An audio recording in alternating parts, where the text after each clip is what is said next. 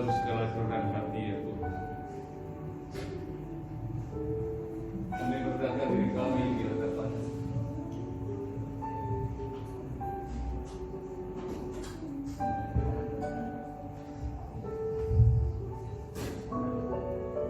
kami mohonkan belas kasihan-Mu Tuhan. Sebab tanpa belas kasih, tanpa kemurahan-Mu, apalah dan siapalah kami di hadapan-Mu. Kami bersyukur kalau pada kesempatan pagi ini Engkau telah tuntut langkah kami dan Engkau bawa kami masuk dalam hadirat-Mu. Biar Tuhan, Engkau yang telah berkenan memimpin dan menuntut langkah kami. Engkau juga yang berkenan membasuh kami dengan darah putra-Mu yang kudus. Layakkanlah kami untuk mendapat bagian di dalam kekudusan yang Engkau janjikan itu ya Tuhan. Dengan segala kerendahan hati kami buka hati kami bagi Sabda. Dalam segala kerendahan hati kami Tuhan, biar firman-Mu menjadi kekuatan dan penghiburan bagi kami.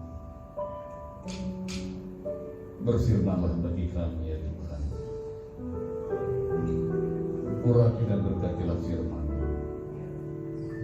Pakai hamba-Mu yang tidak ada apa-apa yang diharapkan dalam firman di hadapan, sehingga kami mendengarkan dan menyampaikan boleh sama-sama diberkati. Bagi bola hormat kemuliaan kekal selama-lamanya. Dalam Tuhan Yesus kami bersyukur masuk ke dalam haleluya. Amin.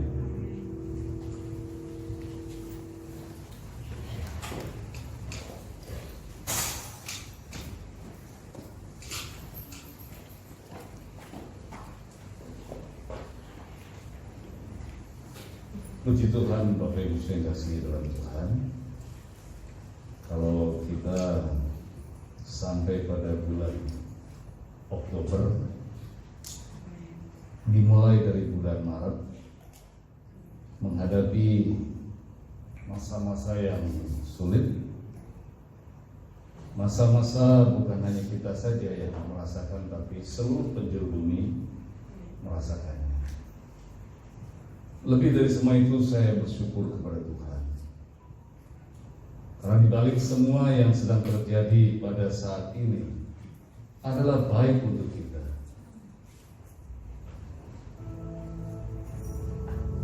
Dan sangat baik bagi kita. Mungkin ada yang kurang setuju dengan statement saya. Momen atau saat-saat seperti ini adalah saat-saat yang paling tepat dan paling indah dan paling manis. Yang saya percaya adalah anugerah terindah dari Tuhan. Anugerah terindah dari mana? Semua serba sulit kok indah, ya. Dalam situasi seperti inilah iman kita diuji betul-betul. Apakah iman kita selama ini betul-betul sudah iman yang benar, atau hubungan kita, iman kita kepada Tuhan hanya sebatas kebutuhan-kebutuhan duniawi, kebutuhan-kebutuhan materi yang sesaat. Saya bersyukur ketika hal-hal seperti Tuhan izinkan terjadi dan menimpa kita semua tanpa kecuali. Di saat-saat seperti itulah kita bisa melihat keindahan kebaikan Tuhan yang sesungguhnya. Kalau selama ini kita terlalu sibuk dengan berbagai angan-angan, sibuk dengan berbagai cita-cita untuk membuat hidup di dunia ini nyaman dan mapan, kita harus sadar, harus diingatkan lewat musibah, lewat wabah yang terjadi saat ini, bahwa apa yang selama ini kita orientasikan, apa yang selama ini kita jadikan pusat perhatian, ternyata diporak-porandakan oleh Tuhan. Apakah Tuhan kejam? Tidak. Apakah Tuhan tidak mengerti perasaan kita? Tidak, justru Tuhan mengerti perasaan kita. Justru karena Tuhan mengasihi kita, bukan Tuhan kejam kepada kita, maka Tuhan porak-porandakan apa yang selama ini kita anggap, kita jadikan sebagai orientasi utama, sebagai cita-cita utama kita. Izinkan sekali lagi saya mengatakan, kita patut bersyukur kepada Tuhan ketika Tuhan memporak-porandakan sendi-sendi kehidupan kita. Kenapa demikian? Supaya kita sadar bahwa kolong langit ini, dunia ini bukan tujuan akhir, bukan terminal akhir kita. Tuhan menjadikan kita, menciptakan kita bukan untuk nyaman di dunia ini, bukan. Apakah kita serupa cita-cita, harapan Yesus yang begitu luhur sampai-sampai ia mau mati di kayu salib?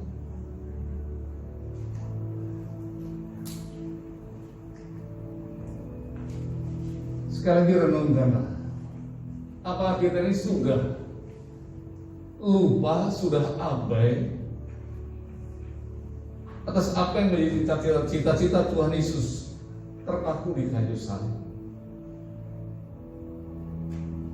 Untuk siapakah ia dipaku di kayu salib? Untuk siapakah ia harus merintih dan menjerit dengan satu ratapan yang paling memilukan di antara segala ratapan yang pernah diungkapkan oleh manusia yang hidup di kolong langit? Eloi, Eloi, lama sabachthani. Allahku, Allahku, mengapa engkau meninggalkan aku? Statement atau pernyataan yang seringkali membuat kontroversi, terutama bagi kaum non-muslim, non-Kristen maksud saya, bagi kaum non-Kristen, istimewa kaum muslim, mengejek, menista, menghina, dan mencela. Wong Tuhan kok berseru kepada Tuhan, Allah kok memanggil Allah, Allah kok kehilangan Allah. Saya tidak berbicara tentang siapa mereka dan apa yang mereka bicarakan, tidak. Yang saya ingin bicarakan pada kesempatan pagi ini adalah, apakah kita lupa Dia yang terpaku di kayu salib mengungkapkan penderitaan, mengungkapkan, menjerit, menyerukan satu ratap tangis yang paling memilukan. Bapak Ibu yang kasih dalam Tuhan, pernahkah Anda kehilangan sesuatu yang berharga? Dan pasti ketika saudara kehilangan, merasa sedih, merasa kecewa, kenapa harus terhilang, dan lain sebagainya. Tapi saya ingin katakan, seberapapun nominal yang pernah saudara miliki dan itu hilang dari kepemilikan saudara, itu tidak begitu berarti. Karena apa? Sering dengan waktu berjalan, sekali lagi saya dengan waktu berjalan, rasa keterhilangan itu akan terhapus, terlupakan ketika hal-hal yang baru datang dan hal yang lebih baik muncul. Kehilangan pekerjaan, sesaat mungkin sedih, tapi ketika Anda mendapat posisi lebih baik, kesedihanmu terhapus. Kehilangan harta milik yang berharga, sesaat sedih, sesaat kecewa, tapi ketika rezeki atau berkat dicurahkan oleh Tuhan, sesuatu yang lebih baik, yang lebih berharga sudah terima, kesedihan pun akan hilang. Kehilangan orang-orang yang kita kasihi, entah itu istri, entah itu suami, entah itu papa, mama, anak, atau siapapun, untuk sesaat mungkin kita akan bersedih, tapi saya pastikan sekali lagi, hanya sesaat saja. Setelah itu, ketika waktu berjalan, kesibukan mulai mengisi hari-hari dan waktu-waktu kita, kesedihan kehilangan pun akan lenyap. Tapi ada satu yang paling menyedihkan, keterhilangan yang tidak akan pernah tergantikan dan tidak pernah bisa dikompensasi dengan apapun. Ketika kita kehilangan hadirat Allah, ketika kita kehilangan Tuhan, maka saya ingin katakan kita kehilangan segala-galanya. Oleh karena itu, saudaraku dan saudara dikasihi oleh Tuhan, apa yang sedang terjadi saat ini, saya tidak menyikapinya sebagai bencana, sebagai wabah, sebagai malapetaka kita. Saya menyikapinya sebagai anugerah, sebagai cara Tuhan untuk menyadarkan kita bahwa dunia ini bukan terminal, bukan tujuan akhir hidup kita. Berulang-ulang mungkin saudara jemu sudah saya khotbahkan. Ketika engkau terlena, ketika engkau memupuk kenyamanan di dunia ini, engkau sedang menciptakan bencana malapetaka bagi dirimu sendiri. Sekali lagi, ketika kita berusaha semaksimal mungkin untuk memupuk kenyamanan di dunia ini, kita sedang menciptakan bencana malapetaka bagi diri kita sendiri. Loh kok begitu Pak? Ya, karena apa yang saya ucapkan bukan kata-kata kosong tanpa makna, tapi hasil pergumulan yang saya gumuli dan saya mintakan hikmat itu dari Tuhan. Kenapa saya harus menyelontarkan statement seperti ini? Pandanglah di kayu salib. Siapa yang telah terpaku di kayu salib? Untuk siapakah dia terpaku di kayu salib? Yesus yang adalah Tuhan, Yesus yang adalah pencipta langit dan bumi, Yesus yang adalah Raja di atas segala raja telah berkenan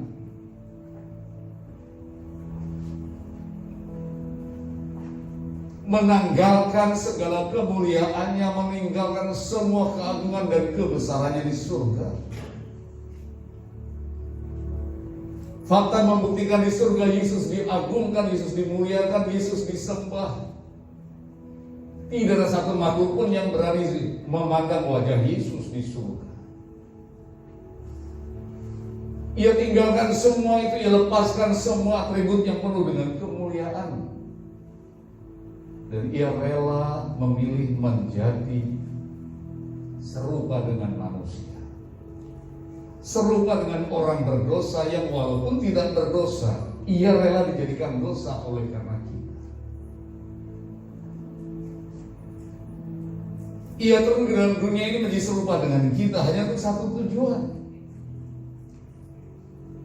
untuk memiliki engkau dan aku, untuk memiliki kita, agar kita dapat dijadikan belahan jiwanya, agar kita dapat dijadikan kekasih tunggalnya, agar kita dapat dijadikan milik pusaka dan kesayangannya. Inilah yang menjadi cita-cita luhur Kristus. Inilah yang menjadi cita-cita mulia Allah. Inilah yang menjadi kerinduan Tuhan untuk kita. Dan ia bukan hanya sekedar merindukan, tetapi ada satu action yang betul-betul konkret, tindakan yang betul-betul nyata. Ketika ia disalib, ia seorang diri dan semua meninggalkan dia. Pada puncaknya ia berseru, Allahku, Allahku, mengapa engkau meninggalkan aku? Saudaraku yang kasih dalam Tuhan, kita bisa belajar dari Ayub. Ketika ia kehilangan segala-galanya, ia masih memiliki satu yang paling berharga.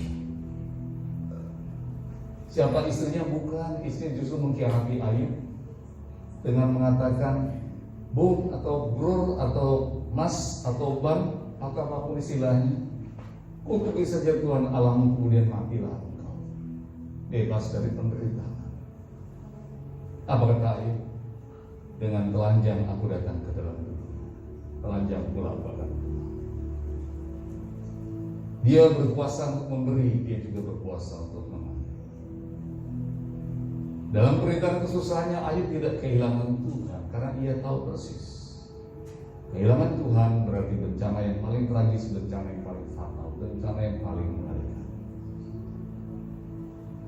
Oleh karena itu, sadarilah, ketika Tuhan memporak-porandakan seluruh sendi-sendi kemapanan kita selama ini, tidak berarti Tuhan kejam, tidak.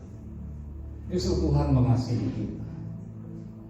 Justru Tuhan ingin kita sadar bahwa dunia ini bukan tempat yang nyaman untuk kita tinggali dan kita. Dunia ini bukan tujuan akhir untuk jadi orientasi dan tujuan utama kita. Tuhan Yesus mengatakan demikian. Di mana hartamu berada, di situ hatimu tertambah. Kalau engkau memupuk kenyaman dalam dunia ini, berarti engkau sedang menimbun, memupuk kekayaan dalam dunia ini, maka hatimu pun akan tertambat kepada dunia ini. Dan ketika engkau mencintai dunia ini, engkau sedang kehilangan yang lebih berharga, yang jauh lebih berarti, jauh lebih bermakna, jauh lebih berharga, jauh lebih dari apapun yang bisa engkau bayangkan dan pikirkan. Kehilangan apa? Engkau sedang kehilangan Tuhan. Oleh karena itu saya bersyukur kepada Tuhan ketika Tuhan izinkan dan Tuhan memporak-porandakan sendi-sendi kehidupan secara global, secara menyeluruh, seluruh dunia merasakan hal ini, supaya dunia sadar dunia ini butuh Yesus. Tanpa Yesus celaka dan binasa kita. Kembali saudara dikasih dalam Tuhan, cita-cita luhur Yesus. Saya rindukan agar jemaat Tuhan peristimewa kehadiran Allah selalu ingat kerinduan hasrat Tuhan Yesus kepada kita. Bukankah ia pernah menggelontorkan sebuah statement yang sungguh-sungguh sangat menakjubkan di dalam Yohanes 14? Ia mengatakan, di rumah Bapakku banyak tempat tinggal. Di rumah Bapakku banyak tempat tinggal. Apa maksudnya? Maksudnya Yesus adalah membuka wawasan kita, membuka pikiran kita, membuka agar hati kita ini sadar bahwa kita memiliki seorang Bapa yang peduli, seorang Bapa yang mengasihi kita, seorang Bapa yang sangat mencintai kita, seorang Bapa yang merindukan anaknya siang dan malam untuk kembali ke pelukannya. Saya diingatkan sebuah ilustrasi yang Tuhan Yesus paparkan melalui Lukas pasal yang ke-16. Ketika seorang ayah kehilangan anak bungsunya, anak durjana yang bapaknya masih sehat, bapaknya masih hidup, dia sudah menuntut warisan. Kemudian ketika warisan diberikan, ia pergi mengembara dan foya-foya. Sejak kepergian anaknya, hati bapaknya terbawa anaknya, dan hati bapaknya selalu merindukan anaknya siang dan malam dan tidak pernah melupakan. Pagi-pagi buta orang belum bangun, ia sudah teri di pintu gerbang, dia menanti-nantikan kalau ada bayang-bayang anaknya datang atau muncul. Sampai rembang tengah hari, ia tidak peduli terbakar terik matahari, dia rindukan anaknya, dia tunggu. Bahkan ketika matahari sudah lingsir, ia masih menantikan kalau anaknya pulang. Satu kerinduan, satu hasrat untuk mengayomi, satu hasrat, satu kerinduan untuk mencurahkan dan menumpahkan kasih sayang yang tulus, yang murni kepada anak. Tapi anaknya memilih melarikan diri dan memilih hidup menuntut kata hati.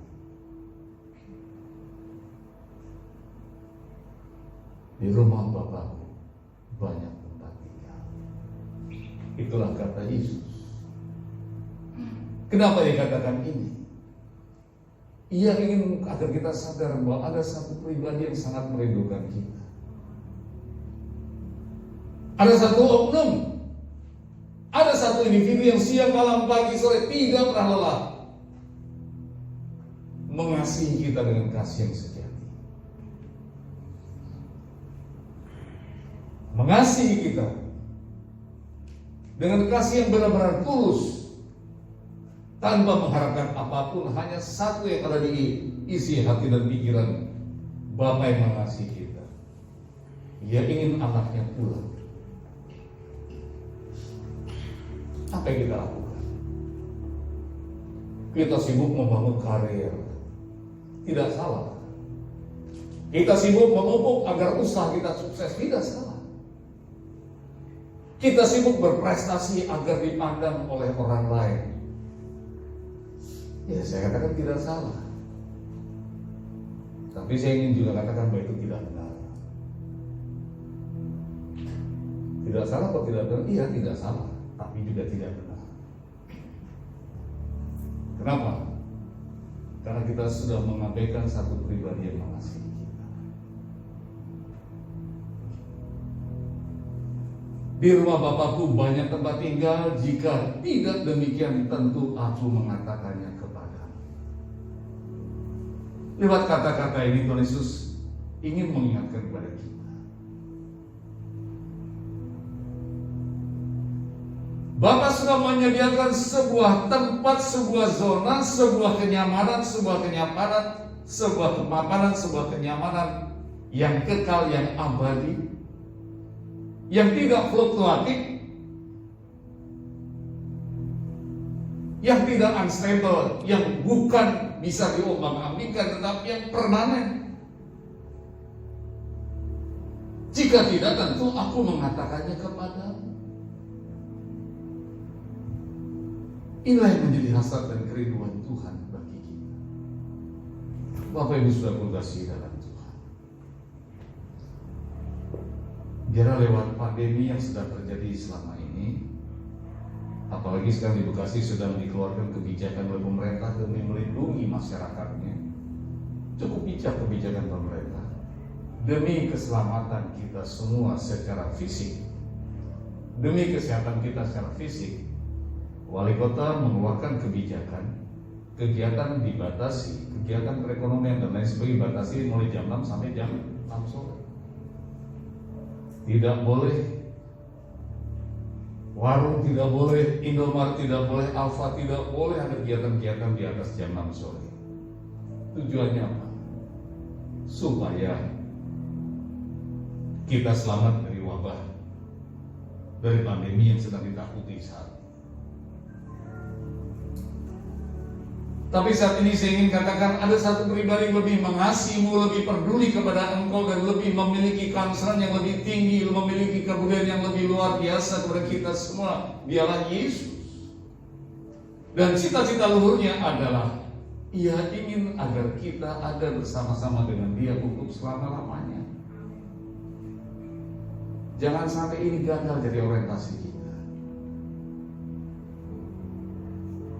Kenapa saya katakan tadi ketika kita memupuk karir, memupuk usaha, berprestasi dan sebagainya tidak salah tapi tidak benar. Saya katakan tidak benar kenapa? Saya katakan tidak benar karena itu tujuan yang tidak seharusnya ada di itu.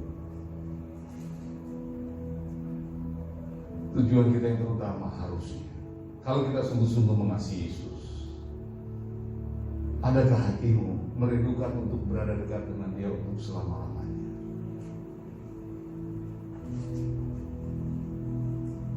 Perhatikan kata-kata Yesus. Sebab aku pergi ke situ untuk menyediakan tempat bagi. Aku pergi ke situ untuk menyediakan tempat bagimu. Untuk sampai di tempat itu bukan jalan yang mudah. Untuk sampai di tempat di mana tempat yang aku sediakan bagimu itu bukan satu perjalanan yang bisa ditempuh oleh semua orang. Sebuah perjalanan yang penuh dengan penderitaan dan bahkan menuntut harga yang tidak ternilai, yaitu apa? Harus mengorbankan nyawa. Jalan yang tidak diingini oleh siapapun.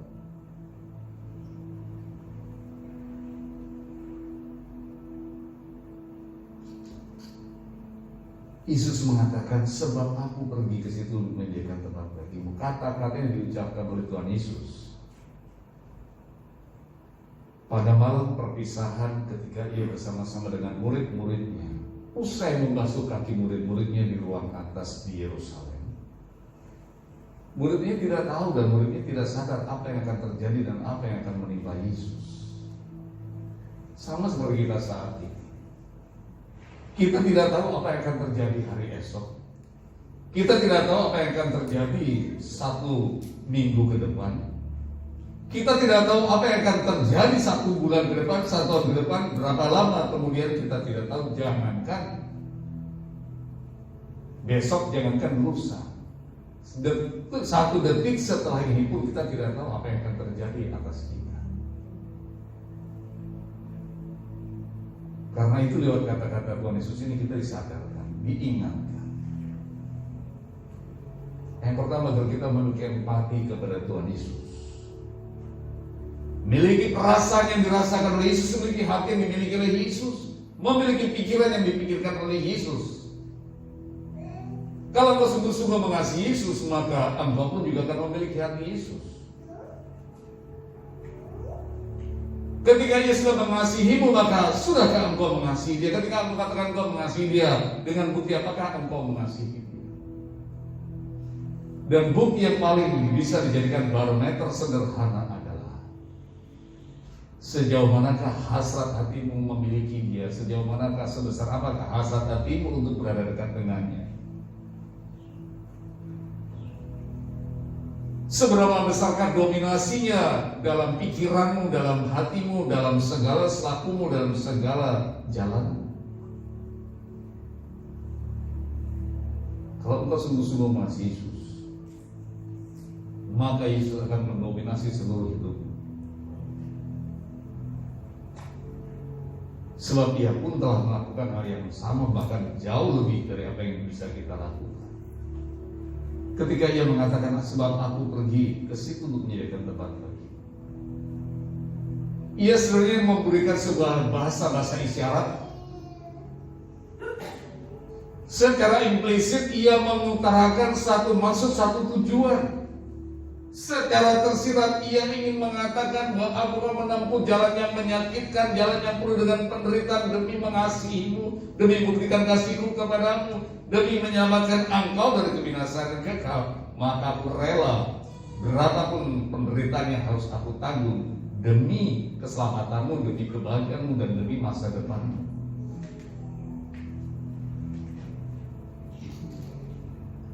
Saudara kekasih dalam Tuhan, jujur kalau saya katakan, saya prihatin sekali kalau akhir-akhir ini terjadi bencana yang paling menyedihkan bagi saya. Apa itu bencananya? Mualafisme. Hanya karena kemiskinan, orang rela kehilangan Tuhan, rela kehilangan keselamatan. Saya tidak mengerti jemaat dan makalah, tidak mengerti arti dan makna pengorbanan Kristus di atas kayu salib.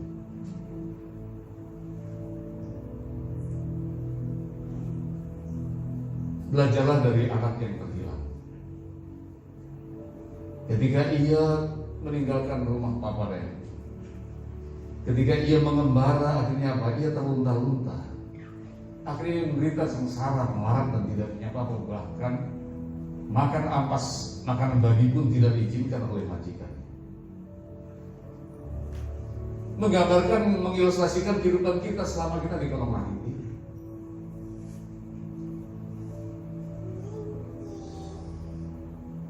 Kehilangan Tuhan berarti kita kehilangan segala-galanya.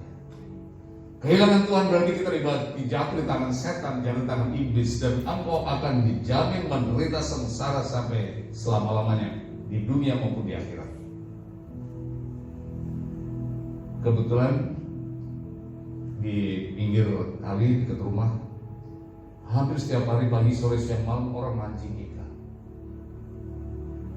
Tidak ada orang memancing ikan itu niatnya baik pada ikan, tidak ada.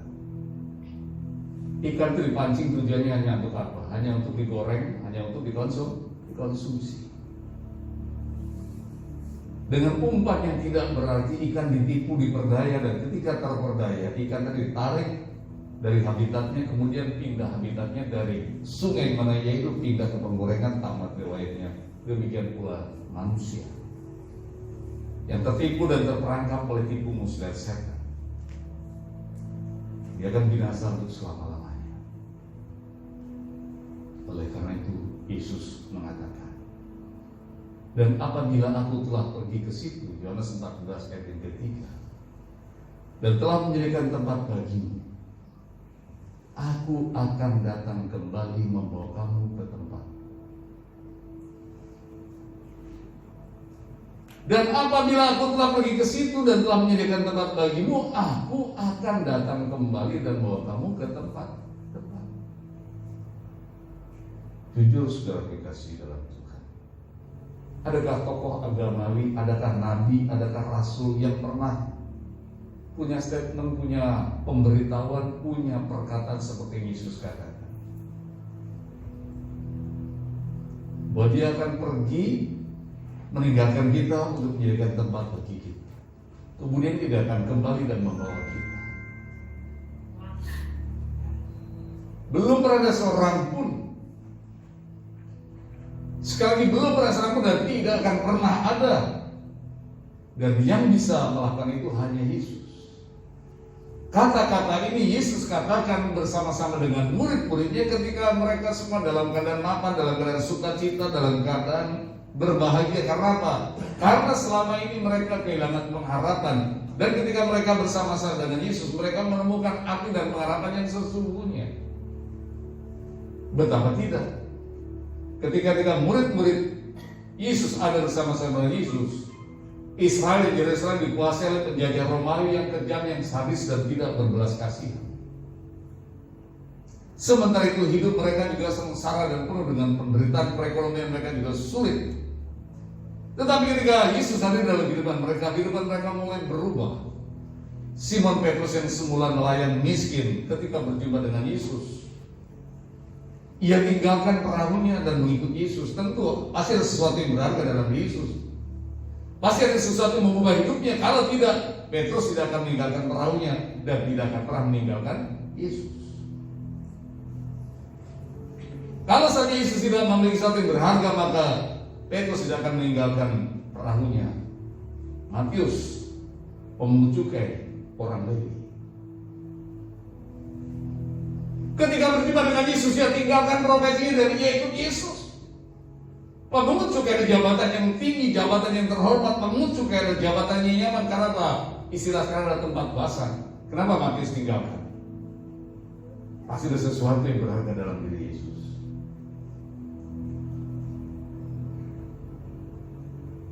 Saya sendiri nggak usah, tidak perlu saya ceritakan berulang-ulang. Saya bekerja di sebuah perusahaan yang besar, cukup mapan. Ketika saya bertemu dengan Tuhan, ketika Tuhan panggil saya tinggalkan semua dan senyumnya saya ikut Tuhan. Belum merasa menderita dan belum merasa sengsara. Karena sesusah-susahnya, seapes-apesnya saya, tangan Tuhan tidak pernah kurang panjang untuk memelihara dan menjaga, bahkan memberkati. Yang menarik adalah dari perkataan Yesus ini diucapkan ketika semua dalam keadaan nyaman, keadaan mapan. Oleh karena itu ketika ia memaparkan visinya kepada murid-muridnya tidak sadar apa yang sedang dikatakan oleh Yesus. Kata-kata ini sesungguhnya adalah kata-kata perpisahan sebelum Yesus keesokan paginya ditangkap dan pada siang harinya ia disalibkan di atas kayu salib dan mati dan dikuburkan di Golgota. Perhatikan ketika Yesus mengatakan, dan apabila aku pergi dan telah menyediakan tempat bagimu, aku akan datang kembali membawa kamu ke tempatku. Tidak ada murid yang memotong kalimat Yesus karena mereka tidak sadar apa yang sedang diucapkan Yesus. Sama juga seperti kita kadang-kadang ketika kita terlena dengan dunia kita terlena dengan karir kita terlena dengan kenyamanan kita, dengan kemapanan kita.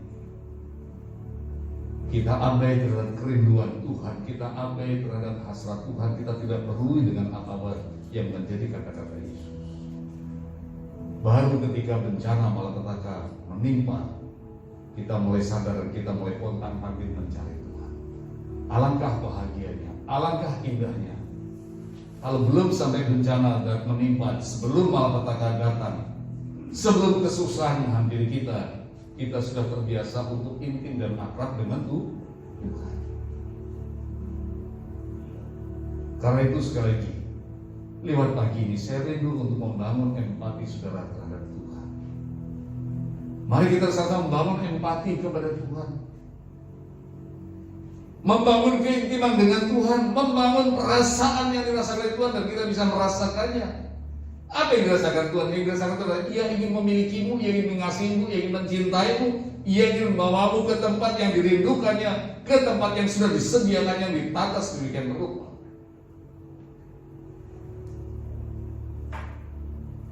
Perhatikan ayat yang terakhir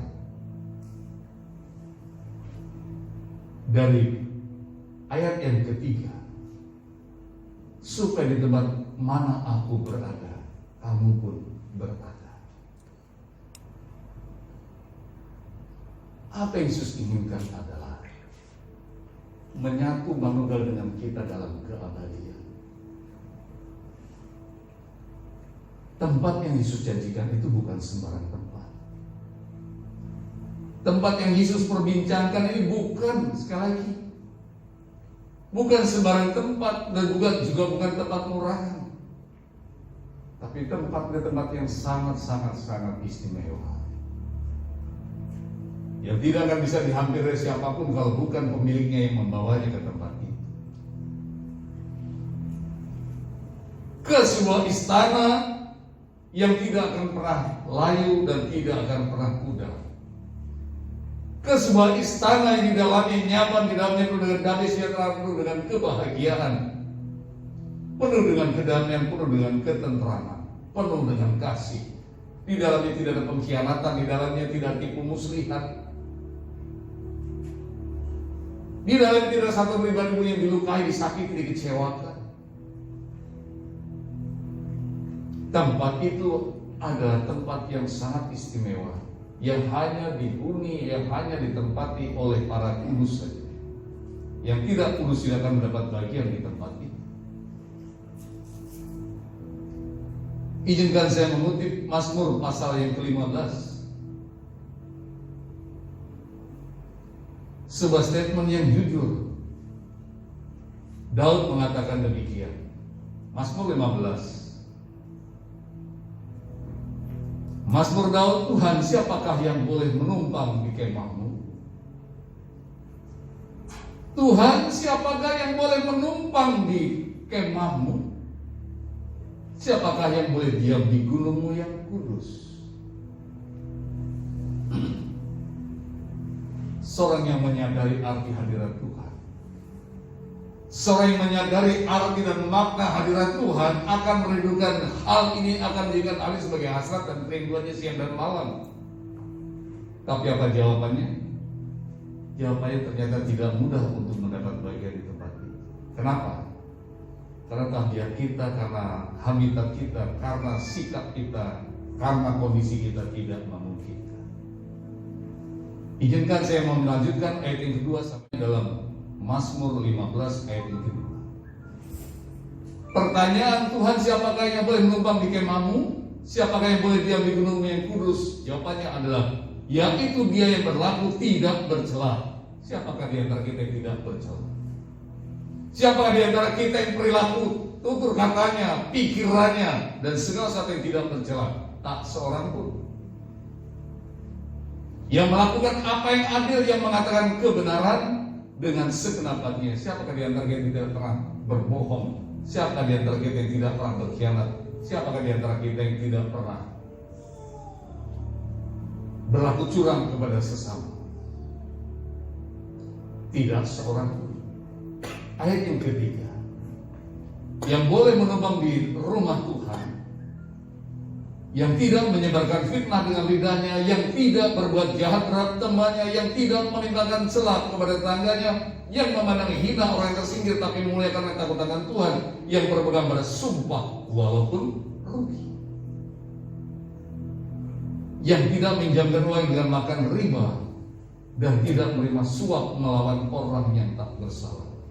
Siapa berlaku demikian tidak akan goyah selama.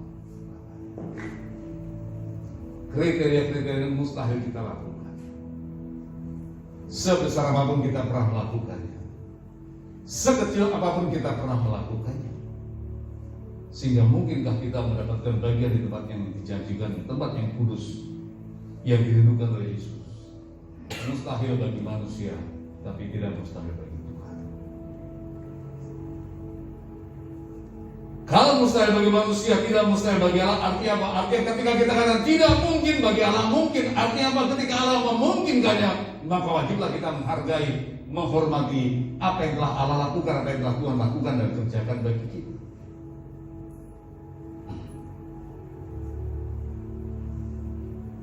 Oleh karena itu, bagian terakhir, saya mengajak Bapak Ibu Saudara untuk menyimak kata-kata Paulus dalam Kolose pasal yang pertama. Kolose pasal yang pertama ayat 9, Paulus mengatakan demikian.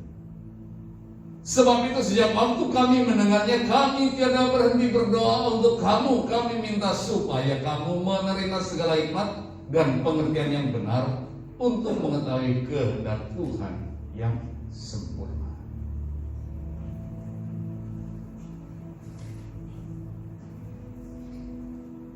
Kata-kata Paulus ini merupakan ucapan syukur kepada Tuhan. Ucapan syukur seorang berdosa yang menyadari keberdosanya tidak memungkinkan ia mendapat bagian di dalam kekudusan yang Tuhan janjikan.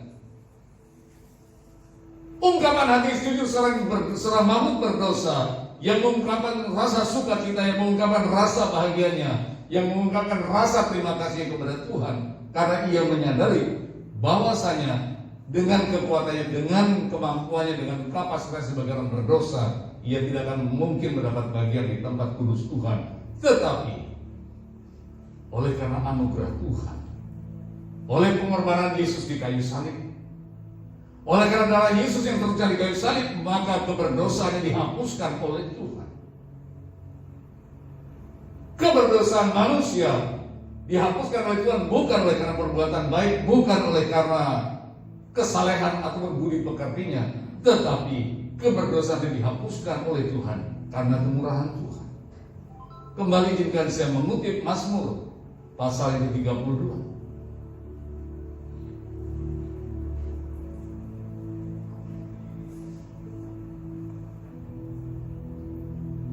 Mazmur 32 ayat yang pertama mengatakan nyanyian dari Daud, nyanyian pengajaran. Berbahagialah orang yang diampuni pelanggarannya, yang dosanya ditutupi. Simak baik-baik. Berbahagialah orang yang diampuni pelanggarannya dan dosanya ditutupi. Kata berbahagia diterjemahkan dari kata asyar, yang artinya adalah keadaannya dirubah menjadi nyaman, menjadi mapan, menjadi sejahtera. Keadaannya menjadi berubah dari yang semula menjadi yang sesuatu yang baru. Kalau yang lain diubah, itu berarti orang itu tidak melakukan apapun. Orang itu bersikap statis, tidak berbuat apa-apa. Ia hanya menerima satu akibat karya orang lain. Artinya adalah bahwa orang yang diampuni dosanya, yang diampuni pelanggarannya adalah orang yang tidak berbuat apa-apa. Dia hanya menerima anugerah, menerima berkat, menerima pengampunan. Yang dosanya ditutupi, bukan menutupi dosa, tapi ditutupi. Siapa menutupnya? Yang menutupi adalah Tuhan. Caranya bagaimana? Dengan mengorbankan Yesus di kayu salib, maka dosa dan kesalahan kita ditutupi. Sehingga yang dipandang oleh Tuhan dalam diri kita adalah darah Yesus yang telah membasuh kita. Ayat yang kedua, Mazmur 32. Berbahagialah manusia yang kesalahannya tidak diperhitungkan Tuhan. Sekali lagi, berbahagialah manusia yang kesalahannya tidak diperhitungkan. Kalau kesalahan tidak diperhitungkan, artinya bahwa orang itu sudah berbuat salah, terbukti berbuat salah, dan divonis salah. Tetapi apa? tetapi ia tidak dijatuhi hukuman, tidak dituntut berdasarkan vonis yang seharusnya ditimpakan kepadanya. Tidak diperhitungkan berarti apa? Diabaikan, dilupakan, dihanguskan, dimusnahkan, dianggap selesai. Karena itu ketika di kayu salib, apa yang Yesus katakan? Menjelang kematiannya, menjelang hembusan nafas terakhir, dia berkata apa? Sudah selesai. Dengan kata sudah selesai, engkau tidak perlu berusaha untuk membasuh dirimu, berbuat baik supaya engkau masuk surga. Engkau sudah ditebus, engkau sudah bayar lunas. Kita sudah dikuduskan, kita disucikan. Tinggal yang harus kita lakukan adalah yang pertama, menyadari apa yang Tuhan lakukan dan Tuhan perbuat bagi kita. Supaya apa? Supaya kita jadi orang yang tahu berterima kasih. Supaya kita tidak menjadi orang yang boceng yang tidak tahu berterima kasih. Supaya kita menjadi manusia bohwat orang nggak tahu diri, nggak punya otak, nggak tahu terima kasih. Jangan. Kalau kita tidak bisa membalas kasih Kristus, bahwa kita ini boceng, bahwa kita ini bohwat, berarti kita ini tidak tahu membalas diri, tidak tahu diri. Kasar kalimat itu memang layak diucapkan bagi siapa? Bagi orang yang tidak tahu terima kasih pada Tuhan. Bagi orang yang gagal menghargai pengorbanan Tuhan. Karena simak baiknya sekali lagi, berbahagialah manusia yang kesalahannya tidak diperhitungkan oleh Tuhan. Kalau tidak diperhitungkan itu bukan berarti kita tidak salah. Kita berbuat salah tapi Tuhan tidak ingat. Izinkan saya memberi sebuah ilustrasi. Saya hutang kepada salah seorang dari saudara, katakan hutang saya 1 miliar. Itu suatu nilai nominal yang tidak mungkin saya bisa bayar sampai kapanpun. Kemudian sebagai kreditur, sebagai pemberi pinjaman, saudara mengeluarkan surat bebas hutang, lunas, tidak ditagih lagi. Apa yang saya perbuat? Apa yang saya perbuat? Selain berterima kasih dan menghargai, menghormati orang yang sudah berjasa, berbuat baik kepada saya. Bukankah Yesus juga telah melakukan hal yang sama? Dan ia layak dan ia berhak untuk kita hormati. Ia layak dan berhak untuk kita kasih. Ia layak dan berhak untuk kita junjung tinggi dan kita agungkan. Karena itu kembali kepada statement Paulus dalam Kolose 1:9. Sebab itu sejak waktu kami mendengarnya, kami tidak berhenti berdoa untuk kamu. Kami minta supaya kamu menerima segala hikmat dan pengertian yang benar untuk mengetahui kehendak Tuhan yang sempurna. Yang dirindukan oleh Tuhan adalah agar kita ini mengerti kehendak Tuhan yang dengan sempurna. Apa itu kehendak Tuhan dengan sempurna? Mengetahui kehendak Tuhan adalah mengerti dan memahami untuk siapa Yesus terpaku di kayu salib. Untuk apa ia terpaku di kayu salib? Dan berapa besar pengorbanan yang telah ia lakukan di kayu salib untuk siapa? Untuk kita orang berdosa. Untuk aku yang tidak mungkin bisa menyelamatkan diriku dari hukuman kekal, kalau bukan karena kemurahan Allah.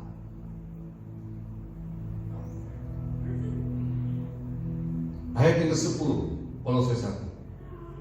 Sehingga hidupmu layak di hadapannya, serta berkenan kepadanya dalam segala hal.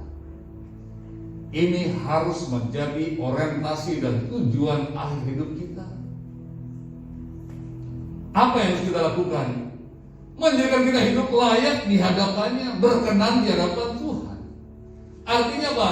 Agar kita bisa membahagiakan Tuhan, layak untuk bersanding dengan Tuhan.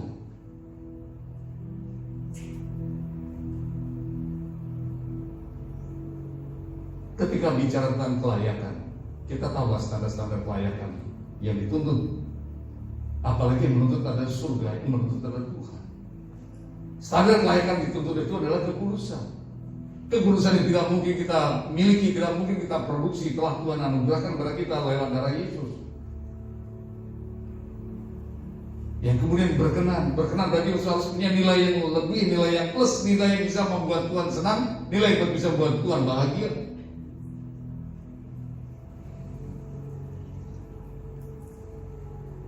Dan itu harus dilakukan dalam segala hal. Masih dari 10, apa dikatakan? Dan kamu memberi buah dalam segala pekerjaan yang baik. Ekspresi terima kasih kita kepada Tuhan, ekspresi kita mengasihi Tuhan, Ekspresi kita untuk menghormati Yesus yang telah berkorban bagi kita adalah kita menghasilkan buah-buah dari pekerjaan yang baik, bertumbuh dalam pengetahuan yang benar tentang Allah. Ini harus menjadi orientasi kita semua. Sedang jemaat yang dikasihi oleh Tuhan, senangkanlah hati Tuhan, bahagiakan hati Tuhan. Dan yang berikut, dan dikuatkan dengan segala kekuatan oleh kuasa kemuliaannya untuk menanggung segala sesuatu dengan tekun dan benar. Mengiring Yesus bukan perkara yang mudah. Menerima Yesus itu mudah. Sekali lagi, percaya menerima Yesus itu mudah. Kenapa? Gratis, tidak perlu bayar. Tetapi mengiring Yesus, mengikuti Yesus, engkau harus kehilangan segala-galanya. Halo? Siapa percaya Yesus? Siapa menerima Yesus? Gratis kan? Siapa mau iring Yesus? Berubah kan? Kenapa? Siap kehilangan segala-galanya? Ada Pak? Nggak ada bahasa lain, nggak ada.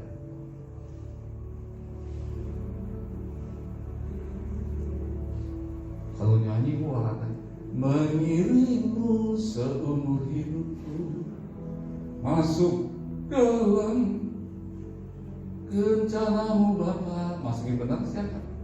Siap gak siap? Harus siap. Mengiring Yesus, engkau serah kehilangan segala-galanya. Tetapi sesungguhnya engkau tidak kehilangan segala-galanya. Ketika engkau kehilangan dunia ini, engkau mendapatkan yang jauh lebih baik. Engkau mendapatkan harta yang abadi, harta yang oleh karena itu sudah dikasih dalam Tuhan. Kita butuh kekuatan super untuk bisa mengiring Yesus. Kita butuh kekuatan adikodrati untuk bisa berjalan bersama dengan Yesus. Dan kekuatan yang diberikan oleh Roh Kudus, dan tanpa Roh Kudus kita tidak akan mampu untuk berjalan dalam keputusan kebenaran dan kesucian. Tanpa Roh Kudus kita tidak akan mampu bertekun dengan sabar. Dan sebagai penutup, ayat 12 dan 13 Kolose pasal yang pertama, izinkan saya bacakan bagi saya kasih dalam Tuhan. Dan mengucap syukur dengan sukacita kepada Bapa yang melayakkan kamu untuk mendapat bagian dari apa yang ditentukan untuk orang-orang kudus dalam kerajaan Tuhan. Penutup ini menyadarkan kita, alangkah bahagianya kita sebagai orang yang dilayakkan. Kalau orang dilayakkan itu berarti sebetulnya dia tidak layak. Kalau dilayakkan itu asal mulanya tidak layak.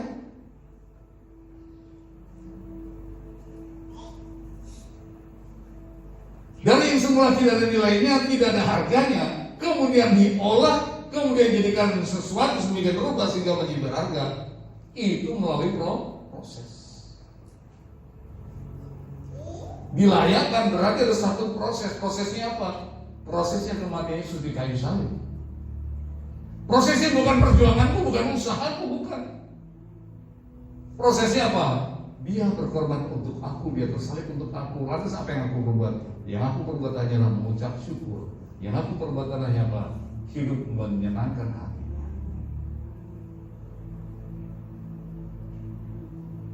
Dan mengucap syukur dengan sukacita kepada Bapa yang melayakkan kamu untuk mendapatkan bagian dalam apa yang ditentukan hanya untuk orang-orang kudus dalam kerajaan terang. Dan Ia telah melepaskan kita dari kuasa kegelapan, memindahkan kita ke dalam kerajaan anaknya yang kekasih. Inilah yang harus kita syukuri. Hari ini kita memperingati derita dan sengsara Tuhan lewat sakramen perjamuan yang akan kita terima dan alami bersama-sama. Oleh karena itu, simaklah dengan baik-baik apa yang telah dipaparkan oleh kebenaran firman Tuhan ini, dan jadikanlah semua itu sebagai acuan baku dalam hidup. Tuhan berkati. Mari kita tundukkan kepala dan kita siapkan diri kita berdoa. Kalau sekalian ambilin itu buat pakai.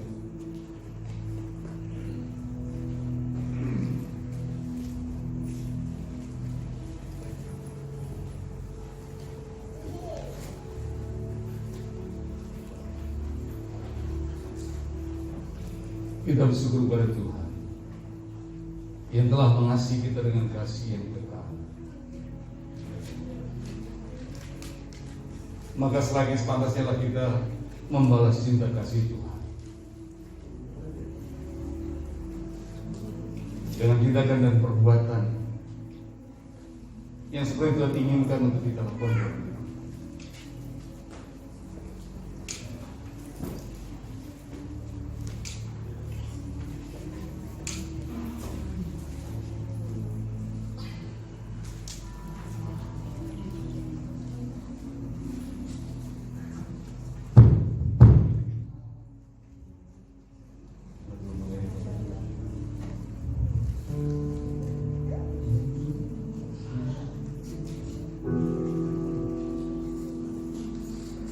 Mari kita persiapkan diri kita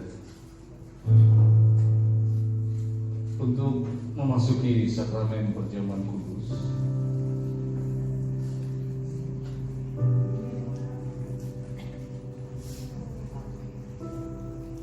Kita ingat, kita kenal bagaimana Tuhan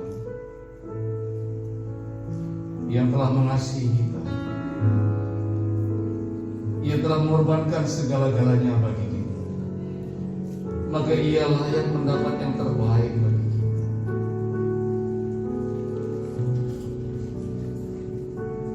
Menerima Yesus dan percaya Yesus tidak menuntut apa-apa, tapi ketika kita harus mengiring Dia, kita harus rela meninggalkan segala-galanya. Mengiringmu seumur hidupku, masuk dalam rencanamu Bapa, pikiranku, kehendakku, ku serahkan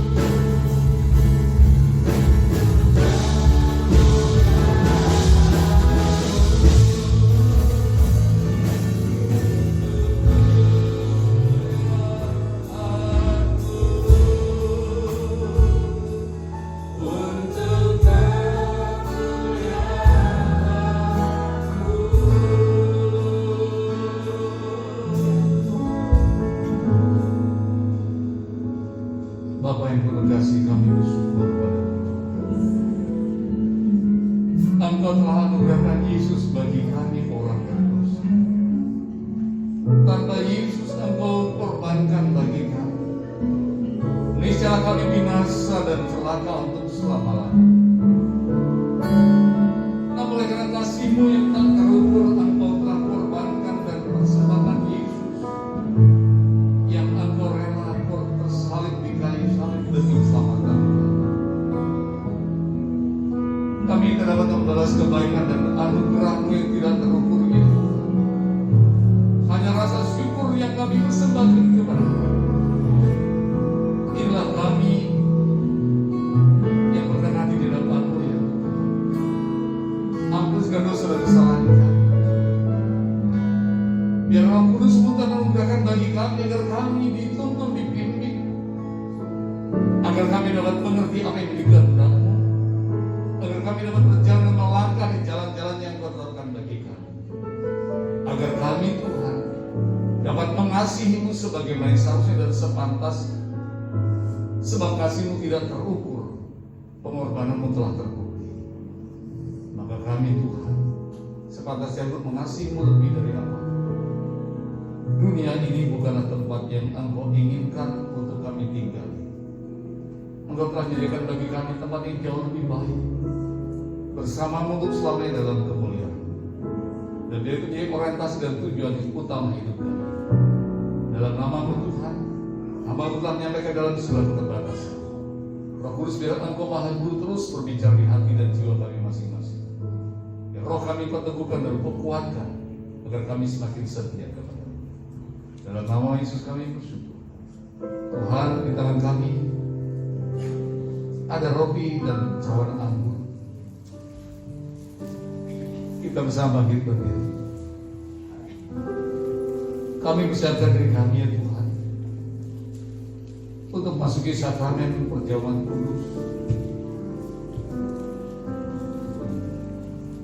Kuduskan, sucikan, layakkan kami untuk mendapat bagian dalam kekudusan-Mu ya Tuhan. Roti dan cawan anggur tangan kami Tuhan, kita yang Kau berkenan memberkati. Jadikan roti ini tubuh-Mu sendiri dan cawan anggur sebagai darah-Mu sendiri. Sebelum makan dan minum cawan anggur, mari kita bersama-sama merenung sejenak, mengenang berat betapa hebat derita dan sengsara yang telah ditanggung oleh Tuhan kita Yesus Kristus demi keselamatan kita bersama. Di tangan kita ada roti, dan di atas roti di atas tertera firman Tuhan. Percayalah firman yang tertulis di atas itu rema, isi hati Tuhan yang ditujukannya kepada. Baca dan simaklah baik-baik. Renungkan dan berdoa dan minta kepada Tuhan petunjuk apa yang Tuhan ingin Engkau lakukan dan perbuat di hadapan-Nya.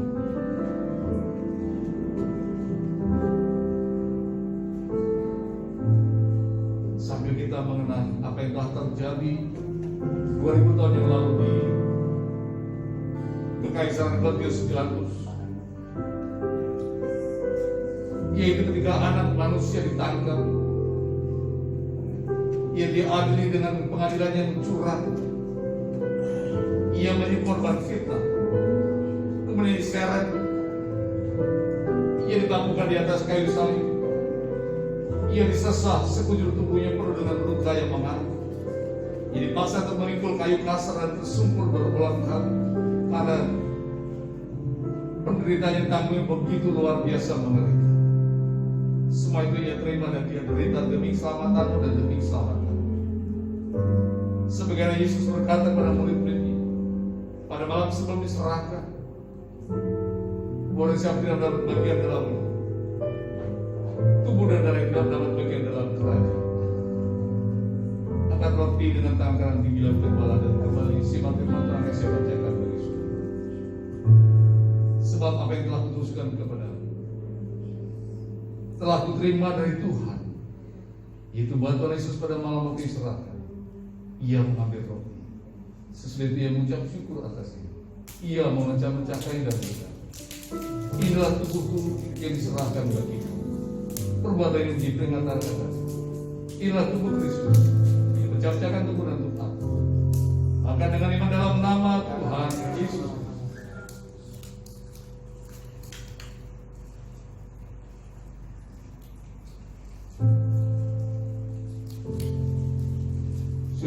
panjatkan kepada-Mu ya Tuhan,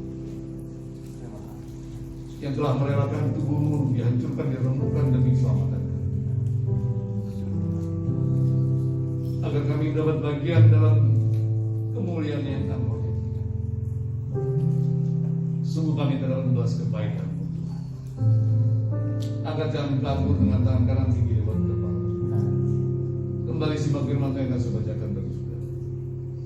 Demikian juga yang mengambil jalan sesudah makan lalu berkata, "Jangan ini adalah perjanjian baru yang menteraikan oleh darahku. Perbuatlah ini setiap kali kau minumnya menjadi peringatan akan Dia. Sebab setiap kali kau makan roti dan minum cawan ini, kau memberitakan kematian Tuhan sampai Dia datang. Inilah darah anak domba Allah yang menghapus dosa. Darah Tuhan Yesus Kristus yang terpaku di kayu salib. Jadi tumpahkan demi mengampuni dosamu dan dosaku. Minum dengan iman di dalam nama Tuhan Yesus Kristus."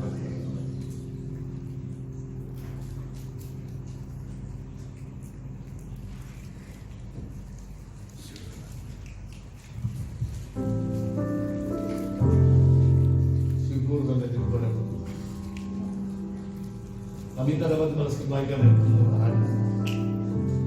Kami tak dapat membalas Tuhan pengorbanan di kayu salib. Biar apa yang telah kami terima dari firman-Mu Tuhan membangkitkan semangat dan menyerahkan kami Tuhan. Bahwa layak kami hormati, layak kami kasih, layak kami cintai, layak kami jujur, tinggi dan agunkan dan mulai karena itu. Sertai kami dalam setiap langkah Tuhan. Dalam nama-Mu Tuhan Yesus, kuatkan terbuka setiap anak-anak-Mu. Kalau saat ini kami sedang menghadapi pandemi, sedang menghadapi wabah yang mewabah seluruh penjuru dunia, kami tak pegang teguh dalam firman-Mu Tuhan. Walau 1000 rebah sebelah kiri kami, 10.000 rebah sebelah kanan kami, kami akan menontonnya saja sebab Engkau perisai perlindungan. Tuhan, Engkau lindungi umat-Mu, Engkau jaga umat-Mu, Engkau berkati umat-Mu Tuhan. Beri kami hati yang mengasihi-Mu, menghormati-Mu dan hidup dalam Tuhan. Demikian juga di antara kami datang dengan beban berat, datang dengan sakit penyakit, datang dengan segala pergumulan yang belum terselesaikan. Dalam nama Tuhan Yesus, biar tidak seorang pun diizinkan pulang dengan tangan hampa. Engkau berkati menurut takaran yang telah Engkau tetapkan dan menurut kebutuhan mereka masing-masing. Yang sakit Kau sembuhkan apapun penyakit, yang susah Kau hiburkan, yang terikat Kau lepaskan, yang berkurang Kau berkati dengan melimpah-limpah, yang lemah Kau kuatkan. Dan dalam nama Yesus semua Kau berkati dengan melimpah. Terima kasih Tuhan. Sebentar mata kami tinggalkan baik-baik masing-masing. Awali dan pakai dengan kasih sayang-Mu Tuhan, hantar dengan kemurahan-Mu, sertai dengan kebajikan dan anugerah-Mu yang berlimpah-limpah. Saya dengar tinggal ketika mereka bersemangat nama-Mu, semua kasihan Tuhan, nama-Mu diserukan, diagungkan, dipermuliakan. Ulur kata kasih-Mu Tuhan untuk memberkati, menghalalkan rencana malapetaka, penderitaan kesusahan. Sinar yang terang mata dengan wajah-Mu limpah dengan anugerah dan kasih karunia. Biarlah kehadiran-Mu Tuhan senantiasa menyertai setiap langkah umat-Mu, sehingga umat boleh berjalan dalam terang kemuliaan, sejahtera, dan berbagai macam yang boleh dihidupkan. Tuhan, kami juga berdoa untuk bangsa negara kami Indonesia. Lindungi bangsa kami dari niatan-niatan busuk dan jahat dari oknum manapun. Singkirkan Tuhan niatan-niatan untuk memecah belah, menghancurkan bangsa ini. Akan bangun bangsa ini, Engkau juga menjadi Tuhan bagi bangsa ini. Demikian juga terberdoa untuk lingkungan tempat tinggal berada, Engkau berkati. Demikian juga telah berkati kebijakan pemerintah Bekasi, yaitu wali kota yang telah menetapkan segala kebijakannya semuanya demi kebaikan kami semua. Kami juga berdoa Tuhan untuk pemimpin yang tertinggi Indonesia, Presiden sampai dengan Menteri dan seluruh jajarannya dan sampai ke pemerintahan yang terbawah. Engkau berkati agar mereka juga memimpin dengan bijak dan takut akan Tuhan. Berdoa untuk gereja-gereja yang sedang dianiaya Tuhan, Engkau berkati. Ini di satu kebangkitan begitu mulai lama. Demikian juga Tuhan, kami menyerahkan Israel, lindungi Israel, berkati Israel, agar Israel. Dalam Israel Tuhan, Engkau diagungkan, Engkau dipermuliakan. Amin Tuhan, berkati keberkahan Tuhan. Engkau yang mau gereja ini, jadikan gereja ini penuh dengan kemuliaan. Jadikan umat-Mu dan umat yang bersaksi, umat misioner, umat yang takut akan Kau, umat yang hidup dalam kebenaran. Sehingga di depan kami Tuhan, diagunkan, Engkau dipermuliakan. Demikian juga Tuhan sudah melakukan bahkan persembahan mereka. Khususkan sucikan apa yang mereka persembahkan kepada Engkau Tuhan. Berkatlah persembahan supaya menghidupkan yang kami berkenan di hadapan. Dan balaskan berlipat ganda sesudah firman-Mu Tuhan. Bahkan bukan kami keberkahan langit dan mencurahkan berkat-Mu sampai berlimpah-limpah bagi mereka yang memberikan persekutuan milik-Mu Tuhan. Dengan tangan yang baik keberkatan Kau guncang-guncang melimpah dan beriman mereka yang memberkati-Mu Tuhan. Berkati sama kita yang membukakan bagi mereka belum kesempatan untuk dalam. Terima kasih ya. Dalam nama-Mu Tuhan Yesus, Allah yang kudus, Allah yang adil, Allah yang mulia. Kami juga berantem anak sekolah minggu, Engkau berkati karena mereka berminta takut akan Tuhan. Bentuknya generasi-generasi yang militer, generasi-generasi yang kreasi-generasi itu unggulan, generasi memperbaikkan Tuhan. Demikian juga pemuda-pemuda remaja, Engkau jaga dan biarkan urusan hidup mereka, suci mereka, agar mereka hidup dalam kebenaran. Berdoa juga Tuhan untuk para yang sedang hamil, Engkau berkati buah kandungan mereka, agar mereka boleh melahirkan anak yang takut akan Tuhan. Demikian juga bagi para istri yang sedang merindukan anak dalam kandungannya, Engkau bukakan rahimnya dan Engkau berkati. Demikian juga buat pemuda yang sudah menentukan pasangan, dalam mau pertemukan mereka dengan yang terbaik, agar mereka dalam rumah tangga yang memperkenalkan Engkau. Berkati para bapa dan mama, agar mereka orang tua yang bijak, dicontoh dan yang baik bagi kemuliaan nama. Dalam nama-Mu Tuhan Yesus, kami telah bersyukur masih padamu, sebagaimana telah mengajar kami berdoa. Bapa kami dalam surga, dikuduskan nama-Mu, datanglah kerajaan, jadilah kehendak-Mu di bumi seperti dalam surga. Berikanlah kepada kami pada hari makan kami secukupnya, dan ampunkan segala kesalahan kami seperti kami pun mengampuni yang bersalah kepada kami. Dan jangan masuk ke dalam pencobaan, tapi lepaslah kami dari yang jahat, karena Engkau yang punya kerajaan, kuasa dan kemuliaan sampai selama-lamanya. Amin. Tidak dimasalahkan saya kekasih perhatian Tuhan. Pulang dengan sukacita. Tuhan kini menyinari dan wajah yang lebih baik kasih karunia. Tuhan kini menyertai-Mu sepanjang jalanmu dan memberkati Engkau dengan kebahagiaan sukacita. Amat dengan berkati dengan hati dan kotakan Engkau. Terimalah berkat kami sudah terima Bapa. Kasih karunia yang putih itu tunggal penyertaan dengan perlindungan kasih Roh Kudus menyertai melalui melihara dan menjagamu dan berkati Engkau selamanya dalam nama Yesus. Maranatha Tuhan melanjut gerejanya. Kerajaan-Mu datanglah. Dan datang.